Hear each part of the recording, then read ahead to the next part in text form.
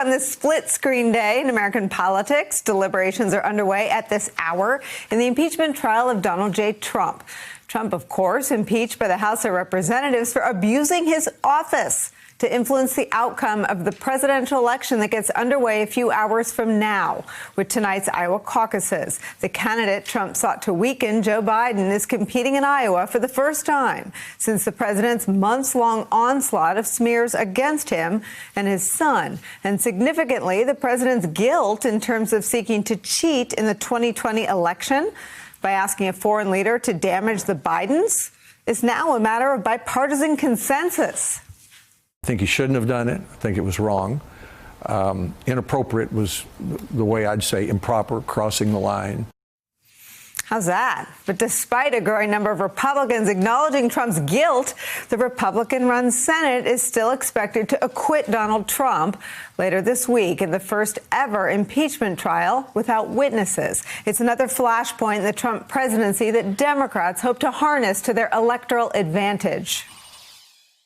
We are going to beat Donald Trump. Yes. The next president of the United States, not even he or she, will be above the law, period. Everywhere we've gone, the crowds have been bigger, the energy higher. The excitement is real because we see that we can do better. This is more than an economic check, this election. It is a patriotism check. It is a decency check. It's no longer talking about how to win. It's proving that we can do it. And that starts with you. It is the beginning of the end for Donald Trump.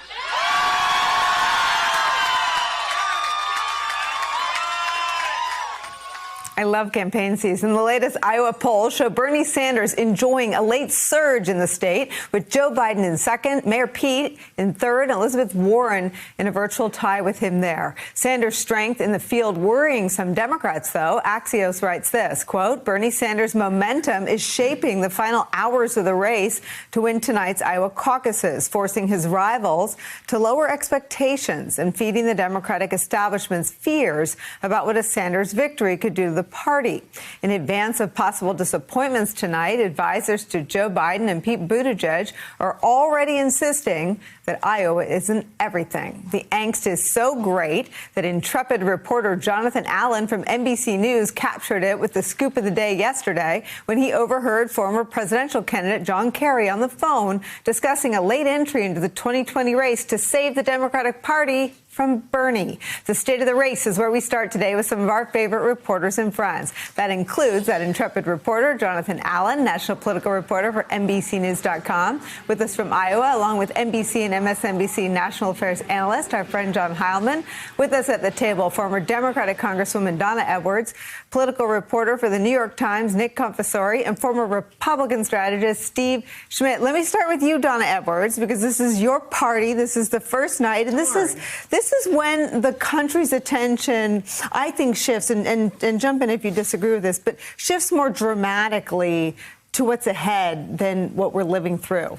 I think that is true in part, but I also know that Democrats are not going to leave this behind because, in fact, the president, by his own admission, is meddling in this, has people meddling in this election.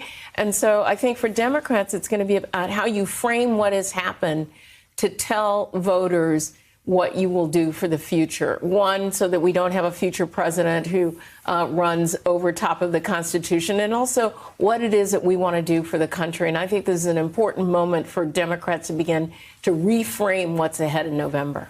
Do you think it's been a struggle, or do you think it's helped them sort of run state races, which sometimes is to different candidates' advantage, to have this impeachment trial hang over the whole month of January? Well, I mean, I think people have been paying attention to impeachment, but on the ground in these states, it's been the issues that matter to them. Yeah. It's health care, it's education, it's their children's future, and all of those things. And that's actually been good for the candidates because in some ways, especially the senators, could lift and separate from Washington and really run their campaigns in Iowa and New Hampshire and on the ground. And voters in Iowa and New Hampshire take these responsibilities of being the first voters pretty seriously. So you've got receptive listeners in those voters. We do. John Heilman, let me go to you because you're on the ground there. Just whatever you're seeing, just take the mic and run with it. Can I say how much I miss you? I miss you too, my friend. I wish I was there, but I've been here. Tell me everything. I haven't seen you. I haven't seen you in the face-to-face in such a long time. I'm so sad. My long loss. Come out on the road, sister. We need you. You have no idea how much I wish I were there. Tell me what's happening. Tell me everything. This is it. It starts now, right? And we have spent a year in this race with debates and fundraising and skirmishes and policy and conflicts, and a lot of people have dropped out, and yet all of it, the last year, will just disappear over the course of the next 12 hours because whatever happens here tonight in terms of the amount of media coverage that it gets, local, international, digital, traditional, broadcast, you guys know, you and Steve have been through this, Donna knows, you guys all know, it just blots out the sun. So you win the Iowa caucuses and you are, as you said a second ago, Nicole, this is when the country starts to focus. You know, we all focus for the year before. The candidates focus, the insiders focus. It's tonight, when America finally goes, oh, hey, we're about to start picking a president, or at least picking a Democratic nominee. And so this has been a weird Iowa caucus. I've been here a lot the last month or so, before Christmas, after New Year, for the last 2.5 weeks straight. And it's nothing like any Iowa caucus I've ever covered. This is my 8th, where because of the impeachment trial, because that meant that 3 of the top 5 candidates, Amy Klobuchar, Elizabeth Warren, and Bernie Sanders, were pinned down in D.C., we did not have the normal close, the normal Iowa home stretch with with frenzied campaigning and a lot of kind of kinetic action on the ground. It was a weirder, I think you used split screen earlier. It has been a split screen affair here on the ground in Iowa, and so a kind of more laconic, slower paced kind of home stretch than you're used to here in Iowa. But there's no doubt at the end here that there's some shape to the race. And primarily, first and foremost, is this notion that Bernie Sanders is the candidate with momentum, is leading in a lot of the recent polls.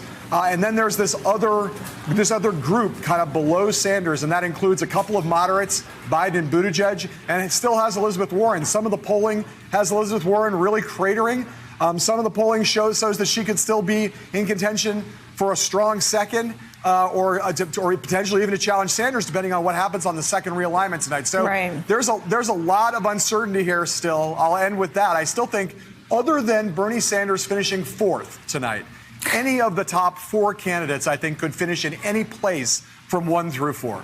That's so, I mean, what an exciting start to this. And I was going to do this at the end, but you've already got us heading there. I mean, is that, it seems to me, and this is a jump ball for anyone who wants to do this. Just explain real quickly, John Heilman, how this works. I mean, a caucus is not a vote. And the Democratic caucus is different from what our party does, as could be imagined. Ours is more secret, and you don't have to show your face. But Democrats actually stand in the room for their candidate. Talk about what that means. You referenced the first choice and then the second alignment. Just explain that briefly for our viewers. About 7 o'clock tonight, here, local time, everybody's going to walk into the room, and all these caucus sites, 1,700 of them, everyone's going to stand in that room. They're going to count all the people in the room, figure out how many people are there, and then they're going to say, go to stand in a corner according to which candidate you are for. And everyone's going to split into their groups. Then they're going to count all those people up. Any candidate who has 15% or more of the people in the room in their corner, that person moves on to the second round. If you are under 15%, that candidate, those people are then freed on what's called the second alignment to shift from their candidate who's not reached the 15% viability. They shift to another candidate. So what does that mean? It means that on the first alignment, a given candidate like Bernie Sanders, for instance, could be the winner in the first alignment. But on the second alignment, if, say, a couple of the moderate candidates like, Amy Klobuchar and Pete Buttigieg, or Amy Klobuchar and Joe Biden don't reach the 15% threshold, all of those moderate voters might then flock to the remaining moderate candidate, and that could push that candidate over the number 1 candidate on the first alignment, in my example, Bernie Sanders. So that second alignment, what happens to the voters who support candidates like Andrew Yang, Amy Klobuchar in the places where she doesn't reach viability, maybe Joe Biden in some places where he doesn't reach viability, maybe Pete Buttigieg in some places, maybe Elizabeth Warren. Where do those people go? And there's a lot more moderate vote out there for candidates that aren't going to reach the threshold than there is progressive vote. It seems like Bernie Sanders and Elizabeth Warren are going to reach viability in most of the caucus sites. The moderate votes, there are some candidates who won't in a lot of caucus sites, and so that's going to create an interesting dynamic in a lot of rooms, 1,700 of them, around Iowa tonight, and a very unpredictable, very chaotic process with a very unpredictable, very potentially chaotic outcome. Jonathan Allen, and to those of us in our line of work, that equals a very exciting news story. You had the most exciting scoop of the day yesterday. Tell us about it. Well, I just went to breakfast, Nicole. It was a very easy scoop.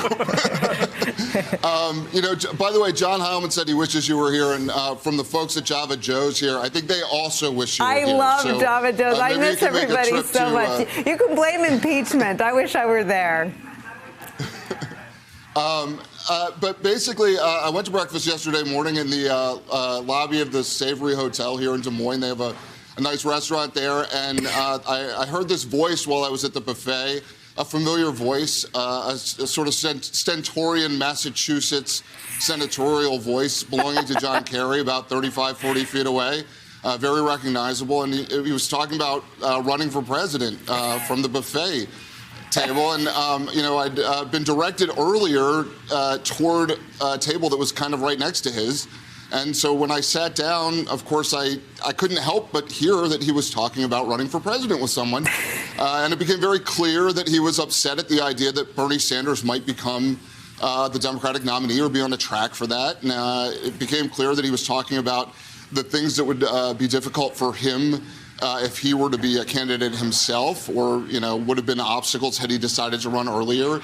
The fact that he sits on the board of advisors for Bank of America.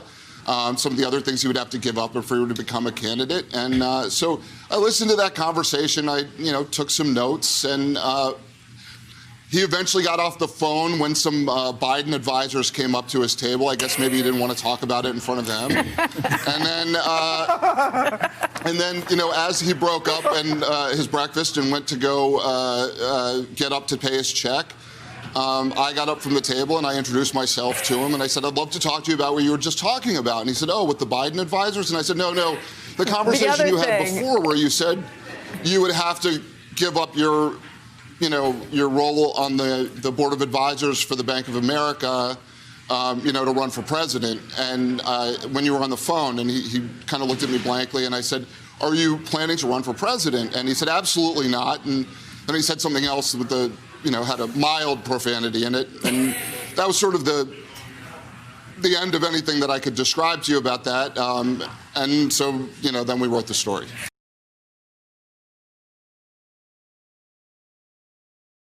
Hey there, I'm Chris Hayes from MSNBC. Thanks for watching MSNBC on YouTube. If you want to keep up to date with the videos we're putting out, you can click subscribe just below me, or click over on this list to see lots of other great videos.